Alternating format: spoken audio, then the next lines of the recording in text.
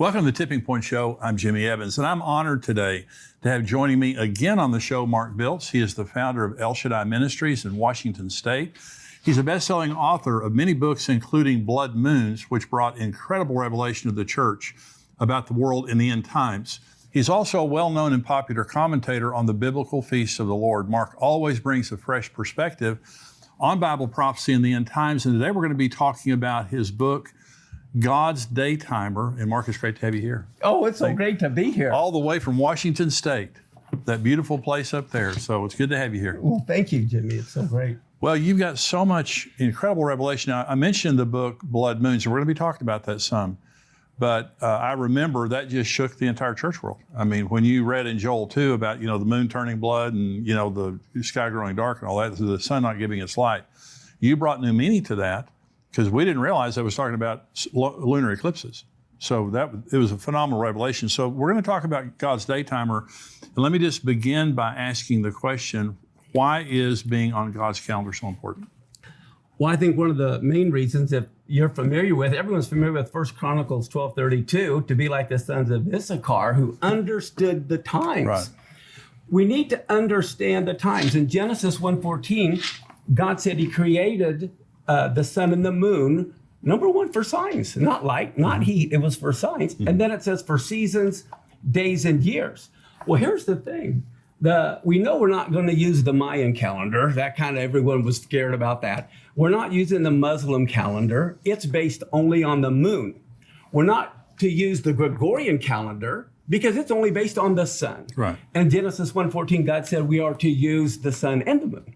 And so the biblical calendar is what God uses. And then what the problem is our English. When we hear the word seasons in Genesis 1:14, we think of winter, spring, summer, fall. Right. But the Hebrew word is moed, which means an appointed time. So God has appointed times on his calendar for when he's going to intersect with human history. Right. They were also called holy convocations, the festivals, which literally means a dress rehearsal. Wow. Now, do you want to be at the wedding of the Messiah? I do. Then we need to be at the dress rehearsal. Do you want to be at the coronation of the Messiah? That's right. Then we need to be at the dress rehearsal. Yeah. We need to understand those things. So it's phenomenal to me when you understand even Messiah's life, all the things that happened. One of the most horrible things that affects marriages is to have a child die. Right. Oftentimes there's a divorce or something happens when the child dies. And that's the most horrible thing to happen. But you know what? God, the Father, said, look, I'm going to determine what day my son is going to die. I'm going to determine what time he's going to die. And I'm even going to determine what songs will be sung at his funeral. Wow. So he had King David write the funeral hymn 1,000 years before he even came. And then from Moses all the way to Messiah, every year they did the dress rehearsal of killing the Passover lamb. And that's when he died, was on Passover. Now, you remember in the Gospels, it talked about they sang a hymn before they went over the Mount of Olives. Yeah. I know the words to the song they sang. What is it? It's Psalms 118, the Hallel. Psalms 118 is the final song on every Passover. Wow. So right before he was betrayed and rejected, what are the words? Some of the words in Psalm 118? This is the stone the builders have rejected. It's going to become the headstone of the corner. Wow. And then the following morning, they sing Psalm 118 3 times on Passover. At 9 in the morning, the time of the morning sacrifice, at noon, and then at 3 in the afternoon. Wow. So what happens? At 9 in the morning, and Josephus says there were 1 million Jews that came during the time of the Messiah. Yeah. And so there's a 1 million-member choir all singing Psalm 118 at 9 in the morning. And what are the verses they're singing? Here Yeshua is being tied to the cross. Wow. He's being bound. At the very moment, the high priest is binding the Passover lamb to the horns of the altar. And then what are they singing? The last verses of Psalm 118 is, bind the sacrifice to the horns of the altar. So Yeshua's hearing all these people singing, bind the sacrifice at the very moment he's being bound, at the very moment the Passover lamb's being bound. And then at noon, think about this, that's when the lights go out. The sun turns to darkness. Right. And I can just see all the Jewish people, you know, a million of them, all of a sudden, well, they don't need their hymn book anyway. But here Messiah is now up on the cross. He's lifted up between heaven and earth. Well, they're singing Psalm 118. The right hand of the Lord is lifted up. The right hand of the Lord is exalted. And then at 3 in the afternoon, what happens? This is the very moment the last Passover lamb for the nation is slain. It's the very moment Yeshua is slain, and they're singing Psalm 118. This is the day the Lord has made. Wow. You know, and that's so, incredible. Well, yeah. What are the odds? But you're saying the calendar, God's calendar, determines those things. Everything that happens that's significant happens on God's calendar. Just like and this was important to think about. Do you believe God's the same yesterday, today, and forever? Absolutely. If he fulfilled all the spring feasts to the day, to the hour, he died on Passover. He was buried on unleavened bread. He rose on the Jewish Feast of First Fruits. And then Shavuot, or Pentecost, most Christians don't even know the Jews have been keeping Pentecost for 1,500 years. Right. And what did Peter say? Well, these guys aren't drunk. It's 9 a.m. That's the time of the morning sacrifice. Yeah. So even it happened. Well, if God's the same yesterday, today, and forever, if he fulfilled the spring feast to the day, he'll fulfill the fall feast to the day. Right. And they have to happen in order. He can't rise from the dead until he died. Right. And he's not going to, you know. So the time that we're living in now, we have not seen any of the fall feasts fulfilled yet. They all are fulfilled a little bit partially. Right. What I mean by that is most Gentiles look at things linear. In the Jewish view, it's more like a slinky. You know, think of it as you repeat circular, but it's at another level. So you see it differently. Because I believe in one sense that Yeshua was literally born on the Feast of Tabernacles. He tabernacled among men. And I can prove that in the Bible. You know, and then of course in John 7, was at the Feast of Tabernacles, you know, when he spoke that thing. So there's multiple fulfillments. So we're about to see I don't know if it'll be the final fulfillment, you know, the end time fulfillment of trumpets. Yes. Of the Day of Atonement. Yes. And of Tabernacles. Exactly. That's why you hear trumpets all through the book of Revelation. Yeah, exactly. And there are 7 trumpets. Could each trumpet happen on a different year? Oh, wow. I mean, we have to look at things not just a one-time fulfillment, but every year it could be when one of the trumpets are blown. Wow. So let's talk about the Feast of Trumpets for just a minute. So you believe, I know that I've heard you say before, you believe that the fulfillment of that will be the rapture. I believe there will be multiple fulfillments because also at the very end, the trumpet will be blown. And then at the end of the millennium, the books are opened again. There's another resurrection of the dead. Right. But I believe that the Feast of Trumpets is when the resurrection of the dead will take place. So let's talk about, you're talking about economic cycles that are tied to God's calendar. Definitely. And some people focus on the Shemitah year, but actually what's more important is the first year of the next Shemitah cycle. Right. And you look at all of the stock market crashes over the last 20, 30 years, they all begin at the end of the Shemitah and the beginning of the new cycle. Right. So this would be, now we're living in right now a Shemitah year. Is that correct? The Jubilee year. Jubilee year. Last year was the Shemitah year. And this is Jubilee year. This is the Jubilee year. And what do you think is significant about that? This is huge.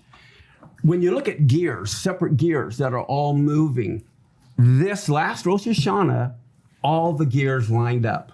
It was the first year of a new Shemitah cycle. Okay, and that is the Feast of Trumpets. Right. Well, then Yom Kippur is when you declare the year of Jubilee.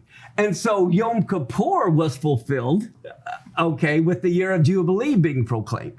Then Tabernacles, every 7 years, you read in Deuteronomy, I believe 29, is the Hakel. Now, the Hakel is when the king of Israel's responsibility was to gather all of his people together to hear the law being read. So here you have a new Shemitah cycle, trumpets being fulfilled in one sense, it's a new 7-year cycle. Right. Yom Kippur being fulfilled is the year of Jubilee, the Hakel. And then the events that have been happening, we're supposed to know the time and seasons. Right. Well, the big earthquake that happened in Turkey That just happened on what is known as the 15th day of Shavuot. And that's huge because that's the year of the trees. It's when God is watching to see who is bearing fruit. Wow. What people are, what nations are. And it was on that day in Turkey, which is the center of Africa and Asia and Europe, where all the tectonic plates are. Here we have this major earthquake, 7.8. And in research, I found out there was another major earthquake of 7.8 the same year World War I started. Wow. So I believe this is also a war cycle because the 67-year war happened the first year of Shemitah. The 73 Yom Kippur War happened the first year of Shemitah. Wow. You've got the Gaza War, the first Intifada, the quartet began. I mean, it's a war cycle. It's an economic cycle. And there's earthquakes that are tied to all of that as well. One of the things that it really fascinates me is these things don't happen by chance. Exactly. And you're saying Exactly. when you go to God's day timer, God declares the end from the beginning.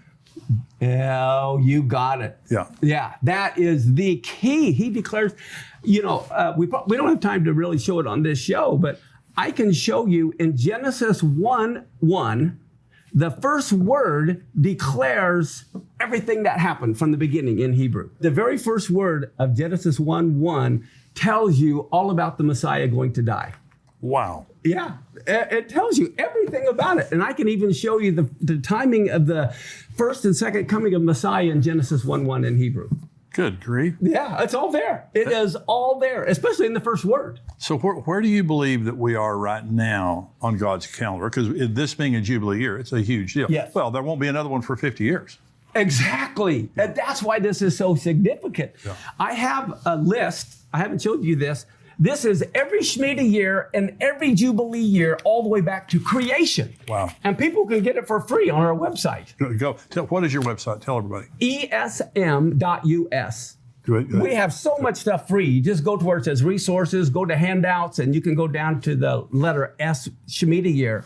But for example, here we are right now in 20, every square is 7-year cycle. Right. Okay, so here's 2022 to 2023, and it goes to year from 5783 to 5789. That's the 7 years. The 2022 goes to 2028, 2029. But that's how I have this chart. I show where the blood moons occurred. But you see, we became a nation, okay, in 1776. Well, guess what? That was right before a Jubilee year. It so happens in 1776. Wow. That was led from a Shemitah year to a Jubilee year. Wow. That's incredible. But I go through and I have a lot of the key events on here in history.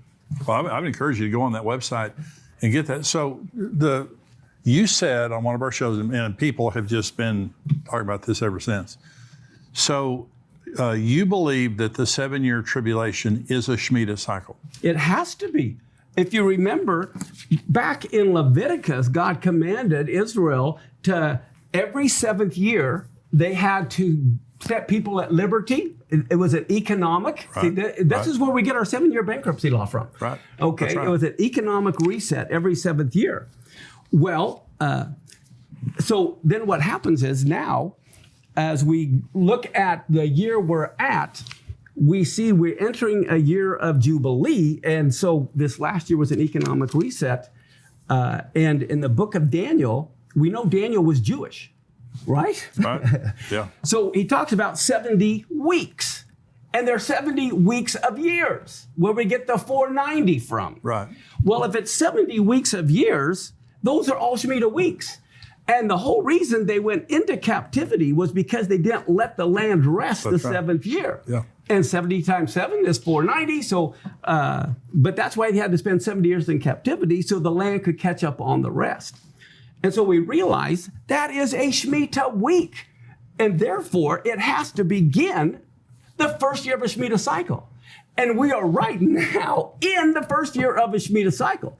So I believe if the tribulation doesn't start this year, it can't start for 7 more years, which also gives us a relief after this year. We know we got 6 more years of work to do. Right.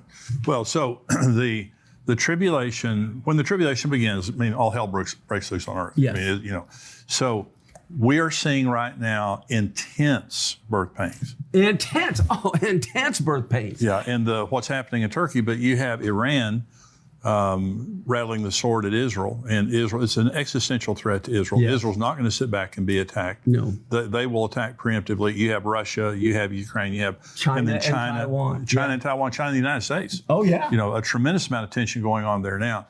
And so there is, in my mind, when Jesus talked about the birth pangs, wars, rumors of wars, famines, earthquakes, and pestilences, you can check all those boxes. Huge. Yeah, so we are in a very special year, and so next year begins a new Jubilee cycle. Okay, the first year of a 50-year cycle. That's the year we're in right now. Yeah. So what do you think is going to happen? I mean, you say, we could be entering into the tribulation next year, or could be another 7 years. Yeah, and it could. Yeah, this fall I think is going to be critical. I really do. But what's amazing to me about these cycles, when you look at what happens, let's talk about birth pains and tie it to earthquakes, right? Right. 1973 was the last year of Jubilee. And that's when the Yom Kippur War was. Right. So Jubilee highlights war. Well, guess what? 1973 is also when Roe v. Wade took place. That's right. And now 50 years later, it just got overturned. Wow. So this Jubilee cycle, but get a load of this. I did some research on earthquakes. In 1972, if you had an earthquake from 5 to 5.9 on the Richter scale, the whole year of 1972, there was only one earthquake. That was 5 to 5.9. Right. Roe v. Wade took place, and it jumped to 1,400. Goodness gracious. And so I believe this is why it's like a mother having birth. I believe we were 5. Yeah. It goes to 10. Yeah. Well, I believe that's tied to earthquakes. I believe when we see earthquakes that are hitting 8 and 9 and 10, we know the baby's about to be born. That's right. And there are many earthquakes prophesied that are still to come. My goodness, yeah. But I just think it's amazing how you have these earthquakes from 72 to 73, it jumps. And you talk about birth pains. Wow. And the abortion issue. Well, we're having a major issue right now with food supplies around the world and the United States. Horrible. It's horrible. And this is something, famine is a birth pain, but it's also one of the major judgments when you get into the 4 horsemen. Yes. And the pale horse, 25% of the world's population dies, and part of the reason is by famine. Yes. And then you have the black horse where you have it takes a day's wage to buy, a quart of wheat or 3 quarts of barley. So we're seeing things happening. And today in the United States, we have major food processing facilities burning down. Planes are hitting them and they're burning. Some they think are intentional. That's right. We have the bird flu where they're destroying millions and millions of chickens. Egg prices have soared. Yeah. So the world is fragile. COVID showed us how fragile the world is. Yeah. And so we're now in a Jubilee year. Now, to talk about Jesus coming as a thief in the night, what does that mean? A lot of people know. It says several places that he comes as a thief in the night. But what's significant to me is looking at everything in context. When you look at when he's speaking to who he comes as a thief in the night, in Revelation 3:3, it's the dead church of Sardis. Right. He says, I come to you as a thief in the night. In Revelation 3:18 is the church of Laodicea, who is the sleeping church. And you tie that to Revelation 16:15, that's where he says, I'll come as a thief tonight to you, which is tied to the Laodicean church. So it's to the dead church, the sleeping church. In Matthew 25:12, he says it to the foolish virgins. In Matthew 24:50, he says it to the evil servants. But when you read 1 Thessalonians 5, he says, but that day will not come as a thief in the night to you because you know the times and the seasons. That's right. This is why we need to be on God's calendar. And like I said, the next event to happen is Rosh Hashanah, or the Feast of Trumpets. So talk about the eclipses. Now, you're the one that really brought the understanding of the body of Christ about the blood moons. So eclipses, we have a major eclipse coming next year. Yes. Let's talk about that. Yes, and most people remember 7 years ago, there was a solar eclipse, total solar eclipse that went from like Oregon all the way down through Carolina, the East Coast. Right. Well, there's now, next year, I believe it is April 8th, there's another total solar eclipse that goes from Texas, I believe, all the way up to the northeast. Right. And so they intersect. You will not believe where they intersect. Where? Is in a town or an area known as Little Egypt. Wow. That's where it intersects. Well, the total solar eclipse that happens right at that intersection also happens on the very same day the 3 days of darkness hit Egypt. Wow. It was the first of Nisan. And Nisan 1, the very day the tabernacle was dedicated, the very day Nadab and Abihu were killed because they offered the strange fire. And it's the very day of Moses' beginning the 3 days of darkness. And then not only is it an area of Little Egypt, there's a university there whose the pyramid and the falcon is their god or is their emblem. Wow. Yeah, Southern University, Southern Illinois University, that's their god. They worship, and cities all around that area are called Cairo, Thebes. They have all these Egyptian cities. They even have an Egyptian hospital or something like that as well. Well, that's ominous. I mean, it is. you know, This is huge. the 7 years, and you have the one solar eclipse, you have the second one coming with the crosshairs over the United States. That's very ominous. Yes, because that forms the ancient Hebrew letter Tav. The Tav in ancient Hebrew looks like a cross, Right. or letter T, where we get Tav from. In Ezekiel, when God was going to destroy the temple, he said, first put a mark in the forehead of all of those who are righteous. Guess what? It was a cross. It was the letter Tav. Look it up. The word mark is Tav, which means sign. Now think about this. God said he created the sun and the moon for what? Signs. Right. We talk about eclipses, right? Okay, how in the world can the little moon block out a giant sun from the earth? How does that do that? Because God made the sun exactly 400 times further away than the moon. Goodness. That's how it happens that way. And it is exactly 400 times larger than the moon. And so that is 400 is the letter Tav. That's the numerical value of the letter Tav is 400. So he made the sun and the moon for signs, and he made it 400 times larger, 400 times further, so it could be a sign and form eclipses. Oh my gosh. So in the blood moons, the three in recent history were 1949-50. There was a tetrad of blood moons. 1967, 1968. And then, so 1949, 1950, that's when Israel was setting up their government. Well, in 1948, they really didn't become a nation. They declared themselves a nation. Right. But it didn't happen until 1949 was the Armistice Agreement. So that makes sense. So in 1967, 68, Jerusalem is reunified under Jewish rule. 2014, 15, that's the one that kind of hangs out there. What do you think? So this is, if you don't know about the blood moons, you need to get Mark's book on blood moons. It's phenomenal. Because you found that on the NASA website, I believe. Oh, yeah. So it's all math and science. It's math and science. So 2014, 2015, there were 4 blood moons on Jewish holy days. Passover and Sukkot. Also, there were some eclipses. Solar eclipses on Rosh Hashanah, Nisan 1, just like the one coming. Very, very significant. What do you believe the significance of those were in 2014-15? Well, I believe what they were was this. As you know, 1967 was a huge event in Israel history. 1949, a huge event. The next time it happened was 1492. On the 9th of Av, that is when all the Jews were kicked out of Spain. And they also happened in 33 AD. They also happened in 70 AD when the temple is destroyed. Oh my God. As I'm looking at this. And he made them 4 signs, number 1. Yeah. And so, you know. I don't want everybody to miss that. So when Jesus died, basically, there were blood moons, there were eclipses, whatever. Well, the eclipse were 3 hours on the afternoon he died. Yeah. And so then in 70 AD, when the temple was... Wait a minute. There wasn't, on the day he died, there wasn't a solar eclipse. It was a total miracle. Oh, okay. The reason why, you can only have a total lunar eclipse on the full moon. Oh, really? Yeah. And that's why he has Passover and Sukkot on the 15th of the month because it's based on the month. So they would work for signs when they fell on the feast days. Wow. You can only have a solar eclipse on a new moon. All right? That's the only time. And so on the 15th, it couldn't have been a solar eclipse. It could only have been a lunar eclipse. But lunar eclipses only happen at night. They don't happen during the day. Yeah. So from noon to 3, it was not an eclipse. I mean, God may have done something to blacken out the sun.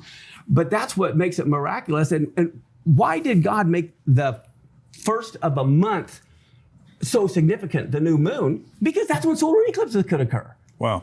And so he did all of their calendar based on the eclipses. So when does the next tetrad of blood moons, when does that happen next? A long time. Oh, yeah, several hundred years. That's Several why this is the 2014, 2015 were so significant.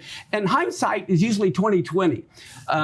I wasn't sure. I knew it was significant. And of course, a lot of people wrote all kinds of things and saying things that I never said or misunderstood what I said.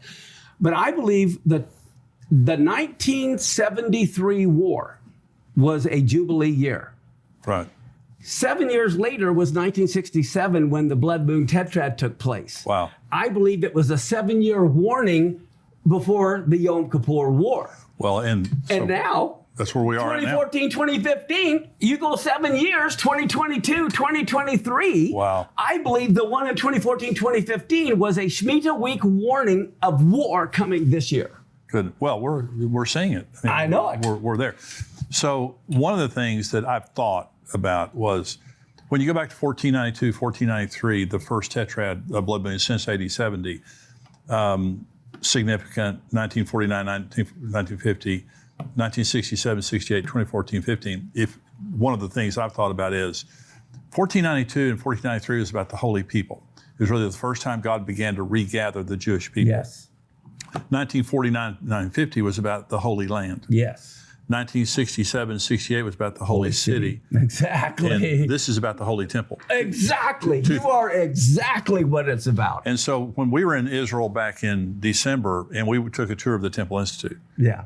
And when we walked in to there, and if you go to Israel, you've got to go to the Temple Institute. And when we walked in there, there's all these garments. Everything's ready. And they said in their presentation, these are not replicas. These are what we're going to use. This is what we're going to use. These will be in a rebuilt temple. Yes. And in the only replica was of the Ark of the Covenant. And this was very, very, exciting. And we were leaving, and they said, the beautiful replica of the Ark. And they said, we know the whereabouts of the Ark. Exactly. And when the time comes, we're going to go get it. Yep. Yeah. And so I know a lot of people are saying, well, where's the Ark? How can They never lost it. They never lost it. And they have rabbis who have seen it with their very eyes. Yeah. Yeah. And so I believe in 2014 and 15, the activity on the Temple Mount and the activity regarding the temple has exploded. Yeah. And now you have thousands of Jews a year going to the Temple Mount praying. Yes. And they have the most conservative government in history right now. They absolutely they do. Yeah, really too conservative for Netanyahu. That's saying a lot. But is there anything else you want to say concerning just where we are on God's calendar? I really believe this Shemitah week is going to be the next 7 years are going to be the most prophetic years in history. Wow. I really do. I think we're going to see some major war take place this year, no doubt about it. When you look at the advancement of AI that's going on right now, it's off the charts. And I don't know what's happening in banks right now. A lot of them I know personally are going to AI tellers right now. And so it's going to be overwhelming people very soon, what's going on with AI. And I think that we will know. If you think about it, Abraham, well, let's start with Noah. Noah knew when the destruction was coming. Oh, yeah.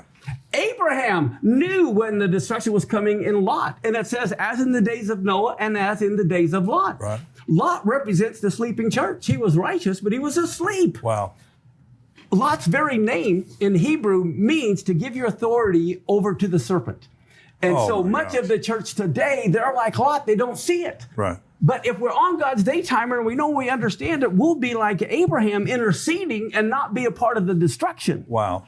That's phenomenal. Well, if there's ever been a period of time in world history that we need to be awake and looking at what's going on is today. Absolutely. Because everything that you're saying, and you're saying we're in the year of Jubilee, that's unbelievably significant because, it won't happen again in my lifetime. Exactly. You know. Exactly. And so, but I really do appreciate you being with me, Pastor. Really profound. You're always profound. You always get my mind just all swirling here. Thank you for joining me here on the Tipping Point Show. See you next time.